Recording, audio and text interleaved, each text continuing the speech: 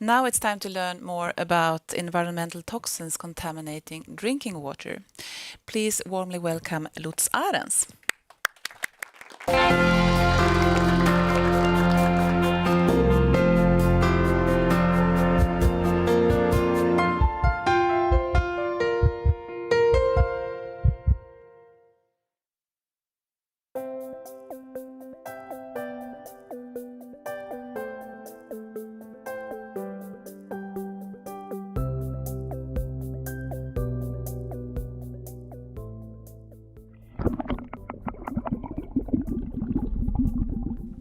We are surrounded by man-made chemicals, and many of these chemicals can have an effect on the water quality on global scale. And my research interest is what can we do to identify hazardous chemicals and how we can develop treatment techniques to remove these chemicals from the environment. My name is Lutz Ahrens. I'm professor in environmental organic chemistry. A lot of my research is focusing on PFAS, so-called pair and polyfluoroalkyl substances. PFAS are persistent organic pollutants. They are used in many different consumer articles, such as textile, paper, and personal care products. And from their production, usage, and waste facilities, PFAS can enter the aquatic environment and can be harmful for the ecosystem and human health. In my research, I want to develop new innovative treatment techniques for removal of PFAS and other contaminants from water. And the treatment strategy is that first we separate, then concentrate, and then destruct these chemicals. For example, first we use membrane for separation of the waste stream. Then we use foam fractionation for concentrating the waste stream, and then, for example, using electrochemical oxidation for destruction of hazardous chemicals. So in the end, we are closing the loop and we can reuse the water. The goal of my research is to identify hazardous chemicals at an early stage. Right now, we have just discovered the tip of the iceberg. Welcome, Lutz.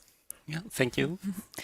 You were one of the first researchers looking into the subject of PFAS. How did it all start? Yeah, indeed. And it was very early on, 2006, my PhD supervisor, he was on a small conference in Hamburg and about PFASs. No one knew about these substances. And he said, hey, let's write an application on this. So I wrote an application and got funding for a PhD project. Okay. So it was a very exciting time. And what was driving the research from an international point of view? What was driving the research forward after that? In the beginning, there were just very few small research groups doing research on these substances. So in the beginning, it was mainly scandals which were driving the research, discovery of PFAS in drinking water or humans. Okay. Well, talking about scandals, you've been involved as an expert of a legal case where the Swedish Armed Forces recently were found guilty of polluting the water in Uppsala with PFAS. The PFAS came from fire extinguishing agents that were used at the Ärna Air Base. And now the armed forces have to pay Uppsala Vatten 27 million Swedish kronor as compensation. What do you think about this situation? Yeah, it's a really hot topic. So the decision was just last week. And it's a very, very positive that the court decided in favor for Uppsala Vatten, that the military has to compensate.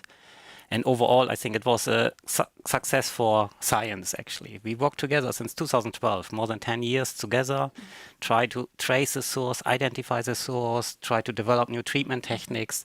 So overall, a successful story for science. And what do you think this verdict means for future cases where water has been contaminated by environmental toxins? Sorry. Yeah, it has, I think, a big influence because now we know the polluter has to pay. And the science is really, really important. It has a big, big role and high responsibility to create new knowledge and benefit society. How motivating is that for you? Very motivating, yes, for sure. Well, please tell us more. Please take the stage to deliver your lecture. Thank you very much. I have the pleasure of introducing Lutz Ahrens, Professor of Environmental Organic Chemistry, talking about organic micropollutants in our drinking water. Should we be concerned? Thank you very much for the introduction. So now we are talking about PFASs, pair and polyfluoroalkyl substances. And this is a large group of chemicals. More than 10,000 chemicals are within this group. And they're used in many different consumer articles. For example, frying pans, microwave popcorn bags. They're used in firefighting foam. They're used in personal care products. They're used in clothing, waterproof material, or electronics. So we come in contact with these chemicals in our everyday life. And here's shown a map of Europe with PFAS contaminated sites. So in red we see known sites for PFAS contamination, and in blue we see possible sites.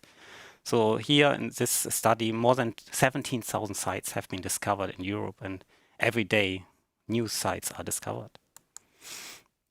And PFAS are circulating in the environment. So from the industry, where PFAS are produced, they're used in many, many different consumer products, but also firefighting foam.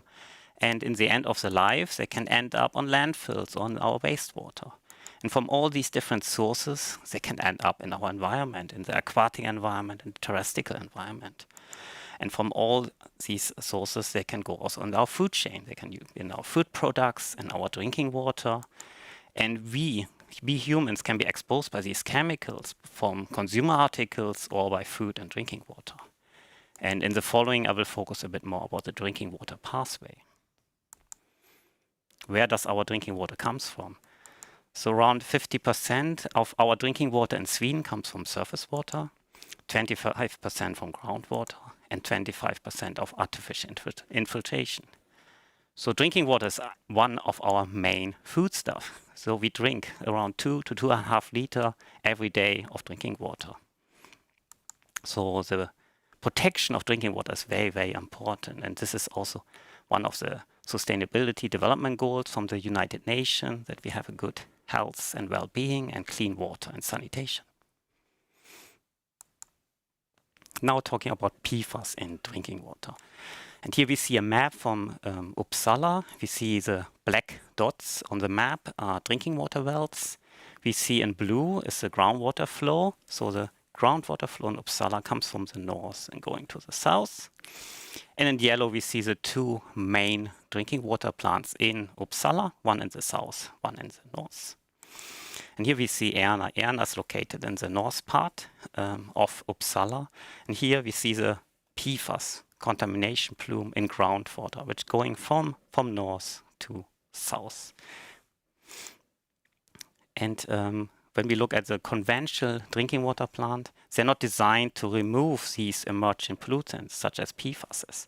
They're designed to remove color, organic matter, bacteria, but they're not designed to remove organic micropollutants.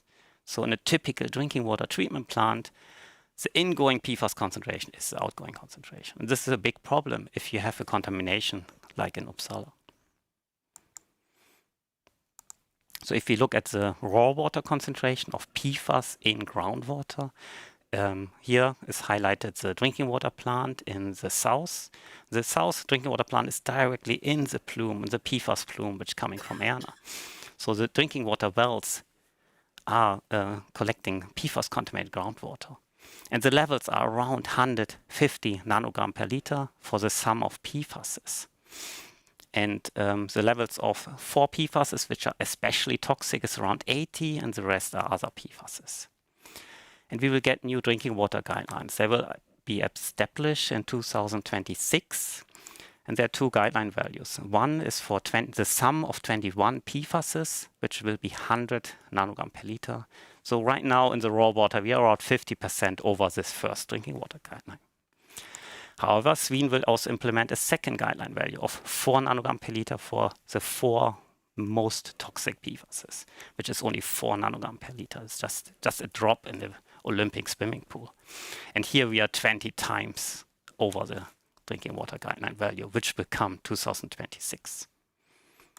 So the big question is, what do we do? And here again, we see the PFAS concentration in the raw water, around 150 nanogram per liter for the sum of PFASs. And here we see the drinking water plant the current situation, what we have since 2012, when the PFAS contamination have been discovered.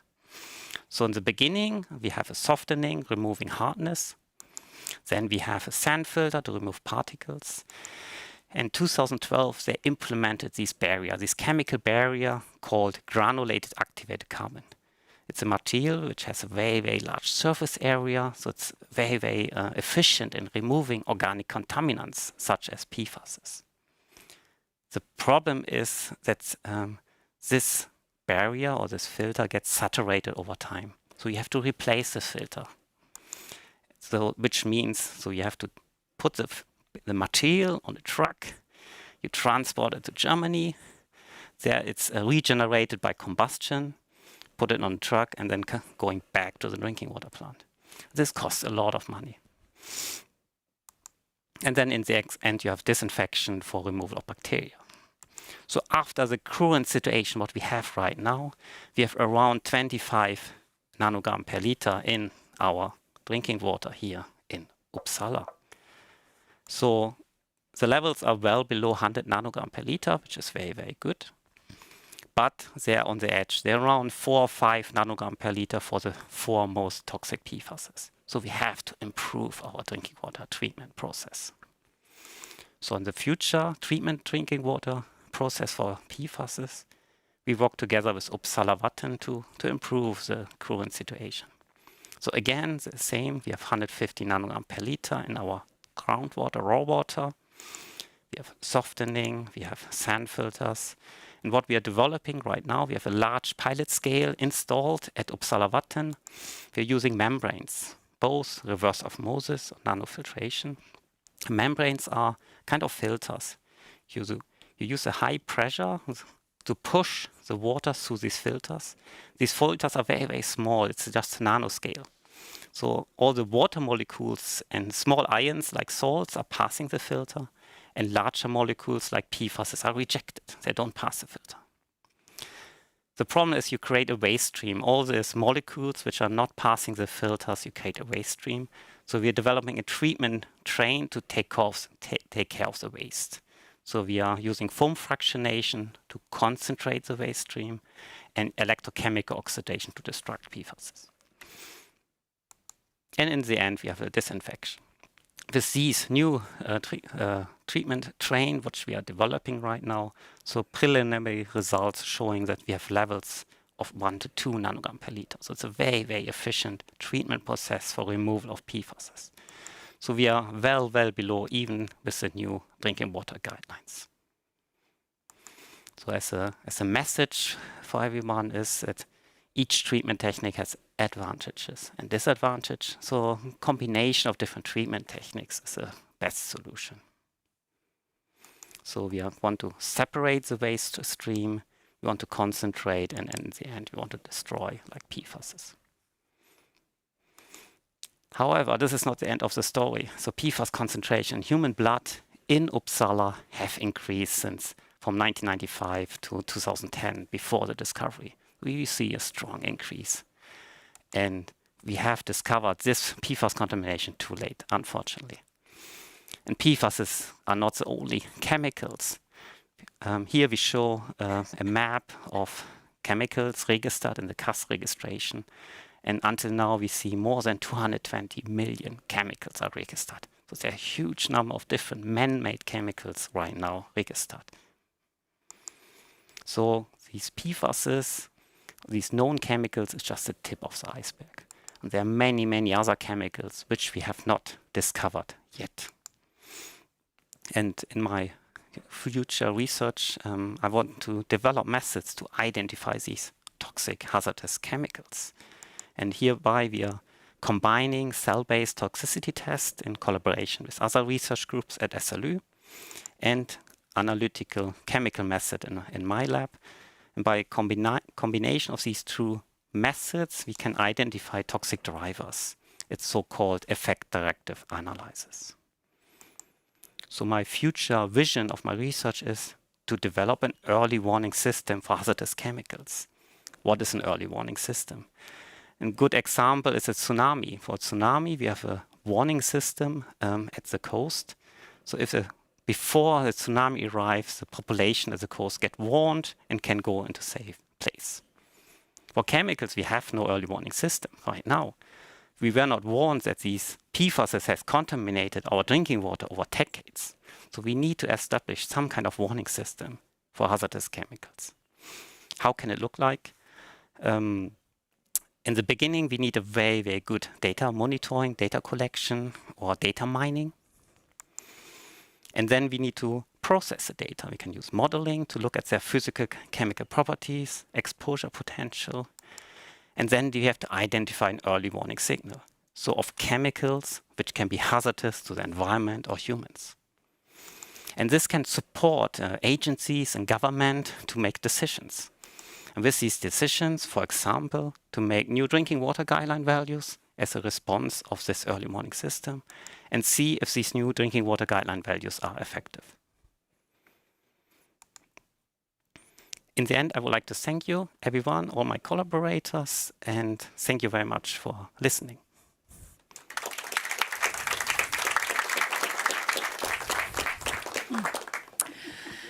And of course, you are welcome with your questions. I suppose you will have questions on this subject. Well, do we have? Well, I'll start with one. PFAS have been widely used for a reason. I mean, they are oil and water repellent, they are heat resistant, and they have several other advantages from a product perspective. Do you think it will be possible to replace PFAS by new substances with similar functionalities but with reduced environmental and health impacts? Yes, I think it's possible. And right now in the EU, there's a new regulation in the parliament under discussion to ban the whole class of PFASs. So to ban the essential use of PFASs. For example, at the first stage, to replace products where we have already replacement compounds, like for textile, for example, or Teflon, we have already replacement compounds. So in short time, these PFASs can be replaced in these products. And for other products where we don't have yet replacement compounds, that the industry gets a bit more time to replace, to produce PFAS-free products. And in what applications do you think it will be most difficult to replace them? I think there are very few, very specific applications where it takes probably more time, but I would say 99% or 95% of the products we have already replacement compounds. For example, frying pans have been used since hundreds of years. Outdoor clothes has been used for thousands of years. So we have replacement compounds. More difficult might be very specific application in spacecraft or medical use, where it's also the safety is important, that we don't have replacement compounds yet. But this is a very small margin of usage, and We have two questions over there. So, and I also have one email question here. So please. Yeah, thank you for a very nice lecture. I was wondering, you said that it's constantly rising, the amount of PFAS we measure in the blood. Do you see sort of, or foresee when it's leveling out in the near future, will it be sort of constant increasing, or will we find it even a decrease sometime? Yeah. No, that's actually a good story. I mean, we see since 2012 the levels in human blood, for example, in Uppsala, are increasing. But new studies showing actually since then the levels are going down. So the implementation of these new drinking water methods by Uppsala Vatten in Uppsala really helped. And the levels since 2012 are significant, going down right now. So it is possible really to reduce some PFAS levels in human blood. Yes, please. Thank you for the talk. One is usually very thirsty after holding a presentation like that, but you haven't drank any water yet. Is that deliberate, or in other questions, do you drink water in Uppsala? So I would say that the water is safe at the moment, and the levels are very, very low, but they're not acute toxic. They are more these long-term effects, and it's still, we don't know 100% how toxic these class of chemicals are. But Uppsala Vatten is really doing everything to lower the levels. So the levels are very, very low, what we have right now in our drinking water. And they will reduce them even more in the future. So I think our drinking water, is safe. I'm glad we have so many questions. I will read one question from the digital audience. What would be most financially and practical? 1, seek a new, cleaner water source. 2, treat the contaminated site. Or 3, invest in better treatment at the water treatment plant. I think we need everything. It depends on the case. So when this was discovered, 2012, they had to shut down some of the drinking water wells and had to look for new drinking water sources. The most contaminated wells they don't use anymore. In Uppsala, I mean, we need drinking water. In Uppsala, everyone needs, and we drink our drinking water. So they could not shut down the drinking water plant. So they had to implement a drinking water technique. Yeah. And right now we need to improve our drinking water technique. So all three are needed, actually. Yeah, okay, thank you. Oh, hello, Lutz. Thanks very much for your lecture. I'm wondering, because you mentioned now you're talking about the drinking water, but the drinking water also spreads in nature and we consume food and other from nature. How much does that impact our intake of these PFAS? And also, just a second question quickly, is because you were also mentioning all these enormous, almost like a tsunami of new chemicals coming towards us, and the legal process is so much slower. How can we deal with that? Can we start? Would it be possible to prevent them from being used before they are considered safe, rather than the opposite? Or do you have any thoughts on that? Yeah, to your first question. The main problem of PFAS is that they're extremely persistent. So once they're released in the environment, they're staying in the environment and circulating in the environment. They're also called forever chemicals. And it's a big, big problem, actually. And in the end, often they end up in the ocean, for example, where they're diluted, but they still stay in the environment and circulating in the environment. So this problem we will have for hundreds of years. It will not go away. And about the second problem, yes, we are producing more and more different chemicals. And I think with this early warning system, we have to regulate chemicals at an early stage. And we have a registration system in the EU, and we should evaluate at a very early stage what are the physical-chemical properties. If we would have done it for PFAS, we would have seen with models that they're very, very persistent chemicals. They are potential bioaccumulative, they're potential toxic. So these PFAS should have never come to the market, actually, which if we would have done it on an early stage. But right now we don't have this early warning system implemented. I have another question here. What options are there to avoid further leakage of PFAS from an airport area? Where would you start if you were contacted to help with the remediation of the Ärna site? Yeah, we would be very happy if the military would contact us, please help. They haven't done it yet, but there are solutions. There are solutions to treat this problem. First of all, for the hotspot, you can dig it out or you can mix it with activated carbon. And you can implement chemical barriers that the PFAS contamination plume is not spreading further from the site. You can use pump and treat. So there are many, many full-scale treatment techniques already available. Yes, I would love to do it. And why do you think they haven't contacted you yet?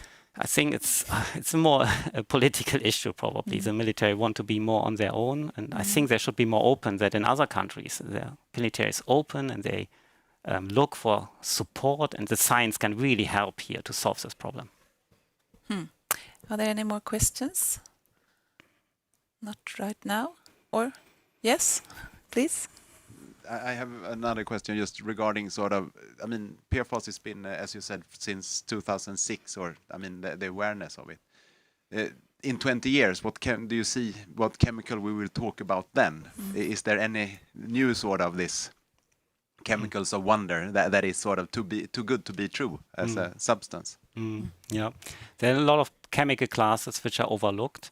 I think right now more and more in regulation gets mobile substances. These are very persistent mobile substances, smaller molecules. They're very water soluble. They're circulating in the environment. They're very difficult to remove from the environment. And more attention also in regulatory perspective is going into these mobile substances, mobile persistent substances. And yeah, there's a lot more we need to discover there. And I was thinking about in your lecture you told us about the vision of your new research to develop an early warning system for pollutants.